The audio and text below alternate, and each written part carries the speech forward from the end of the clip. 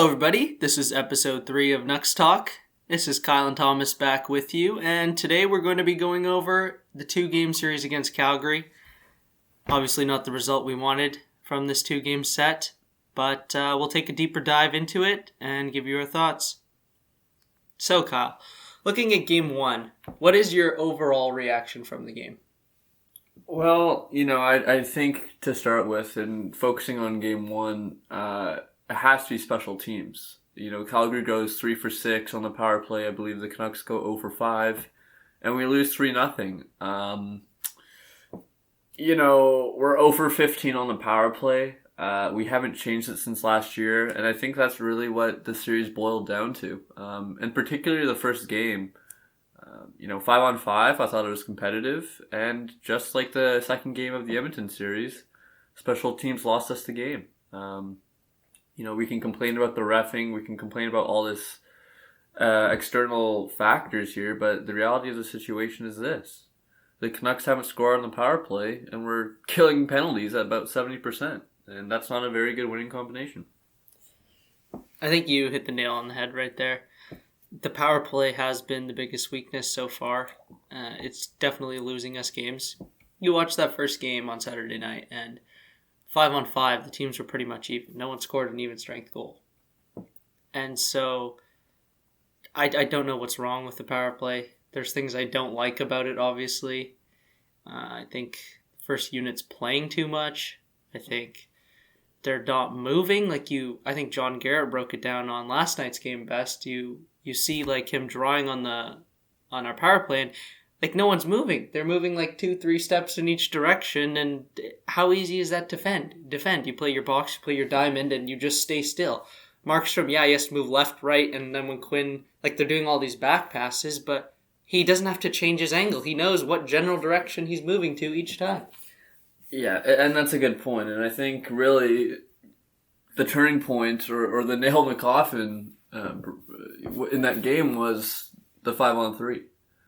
We watched that game together, and we said if we don't score on this 5-on-3, we're probably not going to score the whole game. And guess what? Markstrom gets the shutout, and exactly, John Garrett, and yourself hit the nail on the head there as well. As there was no movement on that 5-on-3, and shots get blocked when you don't have movement. You don't get good quality shots, and it's hard to score when you're not getting the puck through on net. And granted, Markstrom made a couple nice saves. We had that kind of puck that came down on top of the crossbar and was on the netting. Whatever, things like that happen on both teams all the time. And special teams was the main factor in Game 1. I think definitely it was. And that 5-on-3 was definitely the turning point in that game. You just don't move, and it makes it so easy to defend. You watch the Flames power play even, they're constantly moving. Gaudreau is, he's playing that half-wall position, but he's moving up to the blue line. He's moving down to the goal line. Their D-man is walking the line. And we're just sitting there stationary. And then going to your point of blocking shots, how easy is it for a guy like Chris Tanev, who's elite at blocking shots, to just sit in 2 lanes and just go down on his knees and it just hits him? Yeah, I guess aside from, getting more movement or switching it up on the power play, do you feel like there needs to be other changes made to the power play in terms of even managerial changes to Noel Brown, the special teams coach? Do you want to see different players on different power play lines, or are you just wanting to see it kind of get out of its slump naturally? I think there definitely needs to be changes. I would first start with a scheme change of the power play. I feel like working in the umbrella that we do with zero movement is not producing anything clearly. I would look to go goal line a bit more with JT. If you can have JT and Brock on each side of the goal line, and Bo has had success last year especially shooting from that high slot area on passes out from the goal line. And then every time you do that, you draw their defenders in closer to the net, and then that'll open up the areas for Petey to shoot from the top of the circle, for Quinn to rip it from the point. I think that's a change we could make, but I also do think that there are personnel changes that could happen. I wouldn't mind seeing Nate Schmidt on the first unit instead of Quinn. I think Nate's been very good at getting his shot through. And you watch him work the Vegas power play, and it was a very productive power play there. Yeah, and kind of building off of that is what players have you seen that need to do better? I think for me at least, Elias Pettersson. I mean, 1 point in 4 games. We're going to keep on harping on it. Our best players are going to have to be our best players. And besides that first Edmonton game, Brock and Petey really haven't done much. And they've had their chances, but they're not producing. And it's going to be hard for us to win, not only when our big guys aren't producing, but our special teams are completely getting outplayed. I think that's 100% accurate. Petey and Brock, besides that first game, have not done much.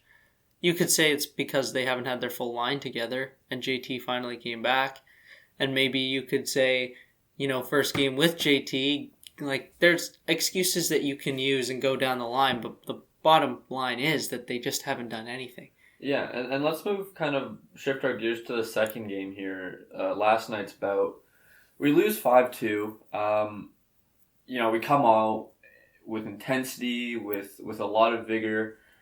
We get the 1-0 goal. We outshoot Calgary 16-4 in the first, and then in the second, everything goes to complete crap. We get outshot, I think, 20-2. We take 6 straight penalties.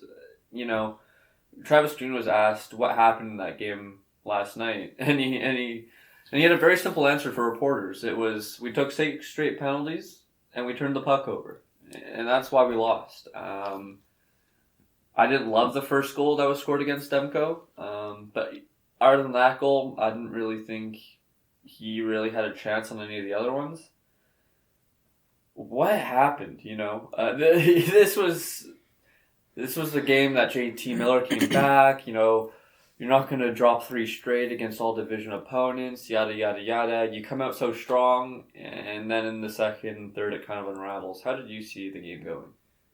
I think that we came out flying in the first period. We played a very, very solid opening 20 minutes. It looked like JT's impact early on was going to be big. It looked like he came out, he had the puck a few shifts, he was possessing it. The first line looked pretty good. First line power play looked good on that first one too. We didn't score, but there was at least a little more movement. It was. And then you could see the burst that JT added in that opening 20. And then it just completely went to shit. We came out, played 20 minutes out of 60 and expected to win a hockey game. I was, to be honest, surprised it stayed 1-0 for as long as it did. It was 1-0 for quite a bit of that second period too. And we were doing absolutely nothing in the second. And I think it was just a combination of a few things that lost us the game. I think it was poor special teams. I think it was a lack of effort. And I think there were some big defensive positioning miscues that ultimately lost us the game. Yeah, and even adding on to that, I think also just dumb penalties. You take 6 straight penalties. I don't care who you're playing or what type of game you're playing, if it's in the playoffs or the preseason. If you take 6 straight penalties, you're not going to have momentum, and you're going to get outshot badly, and you're going to be in your defensive zone the entire period. So, Pettersson had a penalty 180 feet away from his own crease. That was unfortunate. Got fined for it. Tyler Myers, punches Tkachuk in the face after the whistle, which, again, I'd love to see, but in terms of a team thing, probably not the best. To add on to that, we've discussed this a couple times, how we want to see kind of playoff refereeing. We want to see that intensity match the referee calling, I guess. Tyler Myers gets whacked, hooked, slashed, no call, comes back, punches the guy in the face, gets the call. Is that just Tkachuk being a pest, or is that Myers, I think that's going to get called 100 out of 100 times. You punch a guy in the face after the whistle. But how do you see that playing out, and how do you want the Canucks to kind of shift through this weird time where it is very high-intensity hockey, but the calling doesn't seem to be there yet? I do agree that I want to see more playoff-style officiating, but I think it is important to note that that's not the officiating we're seeing right now, and we are seeing regular season officiating, and I think the players need to be better at adapting to the officials. I mean, Myers' punch in the face is so obvious. Like everyone called it from their seats at home. You would have gotten the same result of annoying Kachuk by like putting him into a headlock, like they always do at the scrum in front of the net. But when you make it so obvious like that, you're kind of putting the ref in a tough position. If he doesn't call that, he looks like an idiot. And it's the same with PD Slash. Brock Besser's penalty shoots the puck over the glass with like 5 seconds left. Like, just put the puck off the wall. It just seemed like after the first period, it was just a lack of execution. The execution just went out the window, and then the effort went out the window, and they started taking stupid penalties. Yeah, and again, the nail in the coffin was the goal with 1 second left in the second period. I mean, you can't make this up. Another 1 second goal right before the period ends is such a backbreaker. You go into the third 2-1 or 3-1. It completely changes the dynamic of the game, and it takes any momentum or hopes of you coming back. Really, it kind of crushes them. Yeah, when you let in a goal right before period ends, your momentum is just completely gone. And I mean, not saying we had any momentum in that second period because we got completely dominated, but it definitely doesn't help. Like, it definitely made it worse. And I just think that there were way too many penalties, and then just turnovers in the neutral zone, and turnovers at their blue line where we're getting caught. Like, they're catching us on rushes because we just can't get the puck deep. Exactly. You got to get the puck deep. It's the little things, and I've noticed this. Our account of a stretch, I think, like 2 minutes before the first ended to about, 3 minutes before the second ended, so about a period there, where I don't think we made a single neutral zone tape-to-tape pass. No. We would try and pass it, and we couldn't handle it, or it would go awry or something. It was ridiculous. Simple things. The passing looked horrendous last night. It was passing into people's skates. It was passing behind people, passing in front of people. I honestly don't know what to say about that. I noticed that too, and I don't know if it's a lack of coaching. Like, it's the players just seemed... Because after the first period, quite frankly, they seemed tuned out. Like, look, they panned across the bench, and they looked just uninterested to me. And I don't know if it was because of frustration, but normally frustration, you at least go out there and you hit someone. You know, you get the pucks deep and you go hit someone. You don't just float around there and keep taking stupid penalties. Yeah, and I guess, where is your panic level right now, I guess, out of 10? Where are you in terms of panic level? Are you super worried? Are you starting to panic a little bit? Or is this just early season blues? What is your overall sense right now? Yeah, I definitely think this is a little bit of panic because the season is only 56 games. We're 4 games in. There's 52 left. I just don't see an improvement really in the effort from these last... First game was fine. Second game in Edmonton wasn't the worst. McDavid played great. But I don't see a huge improvement in effort, which is kind of, you listen to their interviews and they're saying, we got to play better. We got to do this. We can't take stupid penalties. We can't turn the puck over. That's been like the story for the last 2 games. And then you come see the game and you're still doing the exact same thing. And so I do think that right now we're underachieving. Or maybe that is just the reality of this roster. I'd say my panic level out of 10 is probably a 6, 7, maybe. Wow. All right. I mean, it gets to a point where, like you said, like the first goal you would have liked Demko to have. But you also get to a point where, yeah, that's one goal so far in the season where we like our goalies to have. It's not like our goalies are playing terrible, yet we're still letting in like 5 goals a game. Yeah, definitely a big part of that is taking over 5 penalties a game. You're playing Edmonton and Calgary, and now you're going to be playing Montreal. These are all good teams with good power plays. We have Toronto and also Winnipeg in the division. These are all good teams with efficient power plays. If your power play isn't rolling, and your penalty kill isn't rolling, and you're giving up a lot of power plays, it's just a bad combination for everyone. So, quite frankly, my panic level right now is probably a 2.5. And I'll tell you why. Elias Pettersson is not going to go 56 games without a goal. There's only one way Pettersson can go, and that's up. J.T. Miller has played 1 game this year. He has to get his legs underneath him. I think that whole auto line will get going. again, 56 games. I don't think we go over in 56 games on the power play. You would hope that we get a couple goals in here soon. My panic level is low right now simply because it's only 4 games into the season. Really big test coming up against Montreal. Really big test. That's a good team, and they're playing good hockey. They just whacked Edmonton twice. So, talk to me after the Montreal series in terms of panic level. I'm not going to be panicking quite yet. I do understand that things are pretty concerning right now. And let's stick with the effort. Pettersson has always been a two-way guy, smart, always really, really intense. I don't know, for some reason I thought maybe his intensity hasn't been that great this year. And is that just because, do you think he's maybe getting matched up in harder roles? We have played on the road twice. Lack of power play production definitely hurts Petey and Brock and Hughes and guys like that. How do you see specifically Petey, and I guess extended out of there's a Lotto line as a whole right now? Yeah, I don't think Petey's played well to start the year. He has 1 point. He looks... I don't want to say he looks a step slower, but there's just something doesn't look right there. He looks like he's not able to control the play the way he used to be. And again, it's another year film on him, but we know Besser isn't a speed guy, so we need Petey to be able to carry the puck in. He makes a lot of his moves down low, and I think a big thing is we're not getting that sustained zone time. I don't think that first line has actually been in the other team's zone yet this season and hemmed them in for a full shift where they're super tired and we get a line change in. That hasn't happened so far. Our first line has not had that zone time.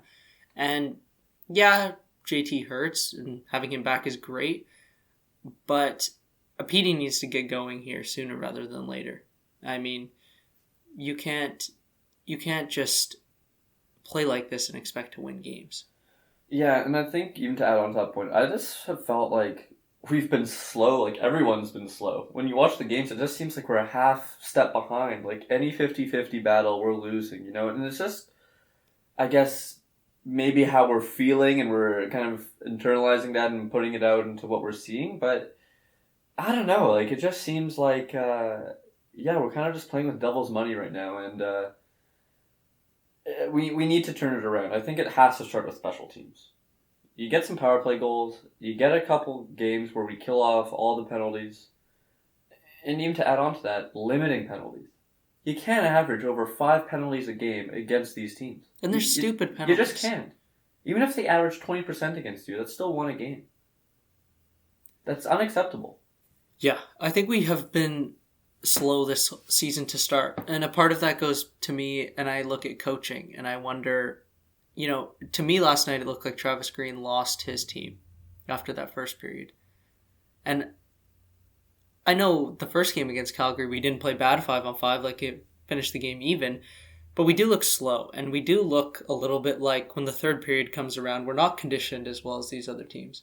And Edmonton has McDavid, and he's super quick, but you look at guys, I noticed Dylan Dubé skating around us last night, and that's not great. You don't want your top line getting skated around. You don't want Hoglander, who's supposed to be a speedy, small guy. You don't want these guys getting skated around.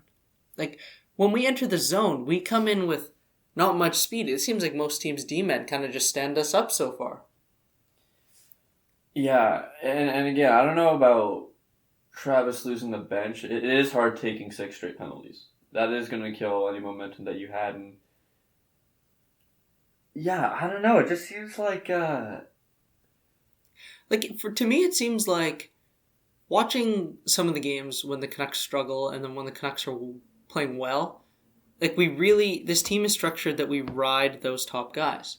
And then when those top guys are not producing, I look at coaching and I say, okay, can you figure out a way to motivate them? Can you figure out a way to motivate your bottom 6 and create something that looks a bit different? Maybe the effort's a bit more. Maybe you implemented a little bit of a different strategy. You changed something. But the first game to the second game against Calgary, there was no structural change, really, no strategy change. I don't. I know it's early, but I haven't seen any like, okay, the first line isn't producing tonight. What are we gonna do? And that's what I want to see for Travis because I want him to grow as a coach as well. And right, so this is a new year for him where I expect more. Yeah, and then again, we are only 4 games in, and this team, you could say, is a playoff battle-tested team. Do they rise to the occasion and do they battle their way out of this little hole that they've dug themselves, or do you see a team kind of fold? And again, we're only 4 games in here. A lot of games, as you said, 52 left, but every series now is going to get more and more important. And we got a big one against Montreal, I guess. What do you see from Montreal? I haven't watched Montreal play at all yet this year. I've seen some of their scores, and like you mentioned, they kicked the crap out of Edmonton. To be quite frank, am not very confident going into the series. Carey Price is Carey Price. I've been saying this for years. Like, it doesn't matter what night you end up playing Carey Price, he could absolutely shut you out every single night. There's always that opportunity. We do get them on a back-to-back, so we'd probably see Jake Allen in one of those games. But if this is going to be a 3-game series, and, Montreal has looked good. Their defense is good. Weber's back there. They've got some nice pieces on forward, like Suzuki. And from what I've seen from our team, I feel like speed will be an issue going into this series again. Yeah, Montreal, I read some reports and I've watched the NHL Network. People, some say that Montreal has the best defensive core in the entire league. That's very high praise. They definitely have an elite goaltending duo, and they also have very elite defensemen, young forwards with speed. They're playing good hockey. They're a deep team as well. So a very big test for Vancouver. I'm curious to see how home ice changes the complexion of the game. We obviously play 4 on the road here to start, and obviously the home team can now get favorable matchups against our Stars, which could limit some of their chances. I'm curious to see how Travis Green implements last change to maybe give us an advantage instead of Montreal or Calgary or Edmonton. That's going to be a big thing to watch for me. And can Petey and the Lotto line and the Bo Horvat line get back on track? Another guy who I think we should mention, and we've talked a little bit about this show, is Adam Gaudette. Adam Gaudette, in the second game against Calgary in the first period, probably had 4 chances to score. Didn't bury any of them, unfortunately. I believe he had a partial break and hit Markstrom's nub of his stick, which you hate to see it. But I've liked Gaudette, and I think Gaudette, again, is one of those guys who can drive play, is a depth guy who can add some scoring. I still think he needs more minutes. I agree. I think, especially in the first period last night, Gaudette was flying around. He had those 4 chances. He got unlucky when Markstrom got a piece of that puck. He looked great to me. The thing with Gaudette is he is a young player. And so the thing that bothers me, the one drawback, is that you do get turnovers from Gaudette. I think there's still a bit too many turnovers, but I mean, you'll take them right now with the offensive chances that he's been getting. But that's one area he needs to clean up. But I thought that third line actually played pretty well last night, to be honest. They did, yeah. Jake got that goal. He got his first goal of the season. Bit of a lucky bounce, but I mean, he got in the zone, got the puck on net. Yeah. I'm not going to complain about that.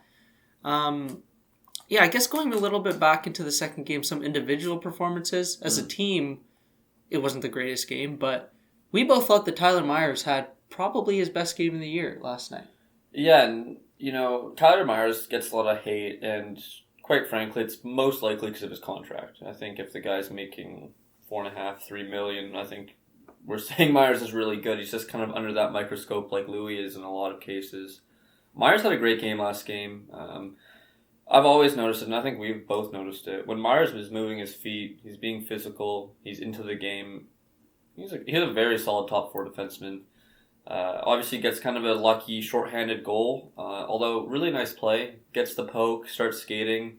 Roussel skates with him and, centers it in, gets a lucky bounce off his stick and in the net. Myers has played well, and, I think our defense as a whole has played well. I thought Quinn Hughes, again, has been shaky a little bit. You've mentioned this before as well, and could that be due to him playing over 24 minutes a game? certainly could be a factor. Travis Hamnick had a really bad turnover, which led to their fourth goal, which was unfortunate. I thought Edler and Nate Schmidt have been solid. And Joel Levy, again, I thought played pretty well last night.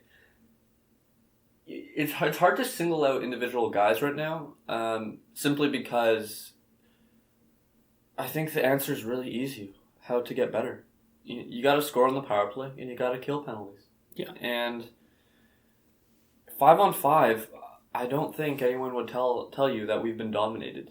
Yeah, we got dominated in the second period, but again, we were shorthanded like 3 or 4 times that period. So, yeah, I don't want to necessarily start panicking and saying the season's done and we're bad. Way too early for that, but there are things we're going to need to change, and I think it has to start with special teams. Yeah, I think you're fairly right on that one. I will say, though, that I think it was Farhan Lalji reported or pointed out that for the first 15 minutes of that second period, we actually didn't take a penalty. It was just in the last 5 minutes that we took most of our penalties. We had the early one that carried over from the first period when Brock shot that puck out of bounds. But, yeah, 5-on-5, I'd say that was our only bad period in the last few games. And then it is hard to pinpoint certain things because just the losses and the whole team has kind of equally played not too great to start the year. But I do think that there are like little things that we need to change. Like as far as the power play, I don't know why the first unit is playing like a minute 30, a minute 40 of each power play if their production is nothing. Like to me that I don't get that. Like if you're getting like, I don't know, what are we? 0 for 15. 0 for 15. Like if you're not scoring at all, why not just get the second unit out and split it like a minute, a minute 15, 45? Because by the time the second unit gets out there even, it's like the puck's usually in our end because Calgary, for example, has cleared it. They get up the ice and then there's like 10 seconds left in a power play. You don't do anything. And I feel like that's wasting guys. Like you're wasting Jake's shot opportunities there. You're wasting Schmidt's ability to get the puck through. You're wasting Pearson's ability to screen the goalie. Gaudette's ability. And like for me, that's a big issue. And I don't, like that's not the player's fault because like they can't produce if they're not given the opportunity. Like you keep giving guys an opportunity and they get 0 goals. Yeah, another problem with the power play is, territorially, I think our power play has actually been okay. We like to pass the puck around and cycle it around.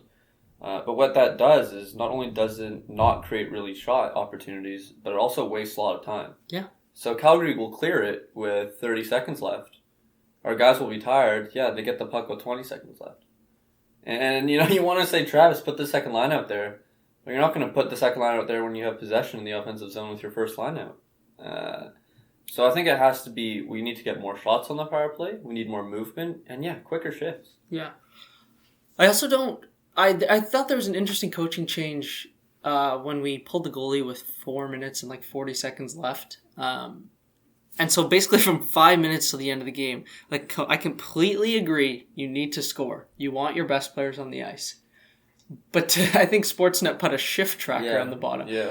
To have those guys out for like 3 minutes, 30 seconds, exactly. 4 minutes in a row. Yeah. I don't know how, from a coach looking at that, you can say, yeah, this guy's been out for 3 minutes, but he gives us a better opportunity to score than someone that's been on the bench for the last 5 minutes. Yeah, again, like, I wonder, is that just the play developing in a way in which they're just not going for changes? Or, does Travis Green need to take a bit more control? I think that's a valid argument, and if what's happening right now continues, I think that is a real argument to have. Situational hockey is situational hockey. Things are going to happen, not in the way we want it to.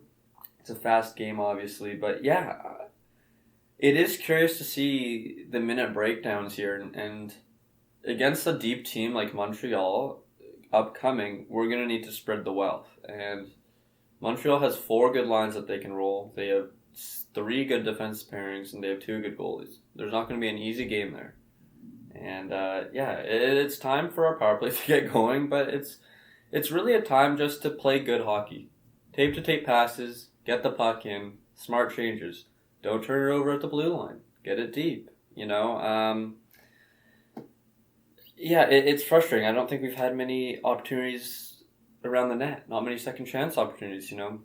We get pucks through. It just seems like they get through, rebound, and the defense clears it. There's a lot of things that we can harp on right now, and it's easy too because we're not winning. So yeah.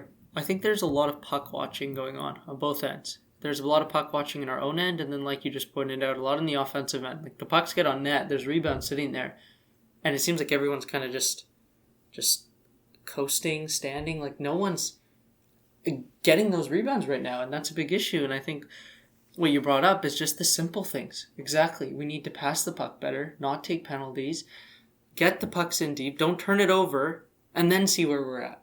Like, if we're still bad when we're doing the little things right, then okay, fine. Maybe our expectations were just a bit high. But if we clean up those things and, yeah, you start seeing more goals. Yeah, the power play starts scoring. Like, then that's the hockey that we expected this team to be playing.